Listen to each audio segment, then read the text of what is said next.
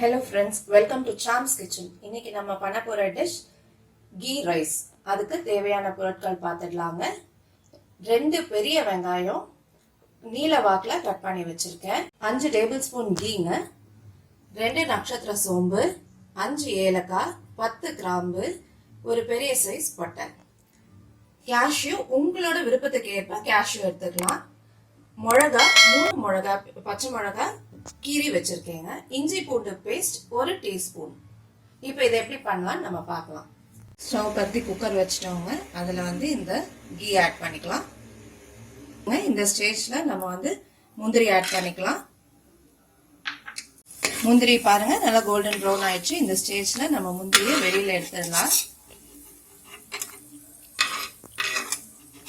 இப்போ அந்த நெய் கூட 2 ஸ்பூன் வெஜிடபிள் ஆயில ஆட் பண்ணிருக்கேங்க. இப்போ இந்த எண்ணெயும் நெய்யும் சூடாயிடுச்சு. இந்த ஸ்டேஜ்ல நம்ம எடுத்து வச்சிருக்க இந்த பட்டை கிராம்பு இதெல்லாம் போட்டுடலாம் தாளிக்கிறதுக்கு. இப்போ ஆனியன் ஆட் பண்ணிக்கலாங்க. ஆனியன் நல்ல கோல்டன் ப்ரௌன் ஆகணும். இந்த டிஷ்ஷோட டேஸ்டே இந்த ஆனியன்ல தான் இருக்கு. அதனால நல்ல கோல்டன் ப்ரௌன் ஆகிறது வரைக்கும் வதக்கி விட்டுக்கலாங்க. இந்த ஸ்டேஜ்ல பாருங்க ஆனியன் நல்லா வதங்கிடுச்சு. இப்போ நம்ம எடுத்து வச்சிருக்க இஞ்சி பூண்டு மசாலாவை இதில் ஆட் பண்ணிக்கலாம். ஆட் பண்ணிட்டு நல்லா வதக்கி விட்டுருங்க. இதோட பச்சை வாசனை போகணும். இது கூடவே நம்ம எடுத்து வச்சிருக்க மிளகாவும் போட்டுடலாம். இப்போ நல்லா வதங்கிடுச்சுங்க. இதுல நம்ம ஊற வச்சிருக்க அரிசிக்கு தேவையான தண்ணியை ஆட் பண்ணிக்கலாம். நான் 3 டம்ளர் அரிசி ஊற வச்சு எடுத்து வச்சிருக்கேன்.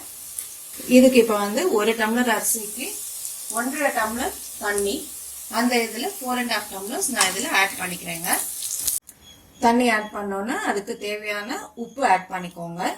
உப்பு ஆட் பண்ணிட்டு இந்த தண்ணி ஒரு கொதி வர விடுங்க.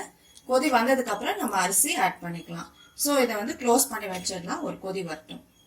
தண்ணி நல்லா கொதி வந்துருச்சுன்னா இந்த ஸ்டேஜ்ல நம்ம ஊற வச்சிருக்க அரிசியை ஆட் பண்ணிக்கலாம். ரைஸ் போட்டு நல்லா கலந்து விட்டுக்கோங்க. அப்புறம் நம்ம குக்கரை க்ளோஸ் பண்ணி வச்சிடலாம். ஸ்டீம் வரட்டும். வந்தோடனே ஓபன் பண்ணி இதுக்கு தேவையான உப்பு இருக்கான்னு பார்த்துக்கோங்க. அதுக்கப்புறம் நீங்க 1 ஸ்பூன் நெய் ஆட் பண்ணிக்கோங்க. இதுல ஆட் பண்ணீங்கன்னா கொஞ்சம் ரிச்சா இருக்கும். ஆட் பண்ணி கலந்து விட்டு இப்போ குக்கரை க்ளோஸ் பண்ணி வச்சிடலாங்க. குக்கர் க்ளோஸ் பண்ணி வச்சு ஒரு விசில் விடுங்க. ஒரு விசில் விட்டுட்டு நம்ம ஸ்டவ்வை ஆஃப் பண்ணிடலாம். ஒரு சவுண்ட் வந்துருச்சுங்க. சவுண்ட் வந்தோடனே நீங்க ஸ்டவ்வை சிம்ல வச்சிடுங்க. சிம்ல ஒரு 5 மினிட்ஸ் இருக்கட்டும். அப்புறம் ஆஃப் பண்ணிடலாம். நம்ம குக்கர் ஓபன் பண்ணிட்டோங்க. இங்க பாருங்க எப்படி வந்திருக்குன்னு. பலப்பெல்லாம் ஒன்னோட ஒண்ணு ஒட்டாம எப்படி வந்திருக்கு நம்ம ரைஸ். இப்போ இதை ஃபுல்லா கலந்து விட்டுக்கலாம்.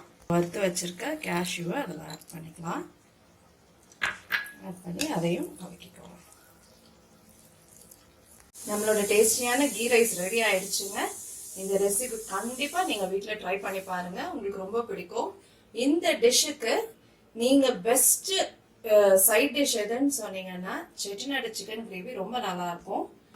இந்த செட்டிநாடு சிக்கன் கிரேவி எப்படி பண்றதுன்னு சொல்லிட்டு நான் என்னோட அடுத்த வீடியோல உங்களுக்கு சொல்றேங்க. இப்போ இந்த ரெசிபியை நீங்க உங்க வீட்ல ட்ரை பண்ணி பாருங்க. கண்டிப்பா உங்களுக்கு பிடிக்கும். லைக் பண்ணுங்க, ஷேர் பண்ணுங்க, நம்ம சேனலுக்கு சப்ஸ்கிரைப் பண்ணுங்க. தேங்க்யூ. Sam's kitchen.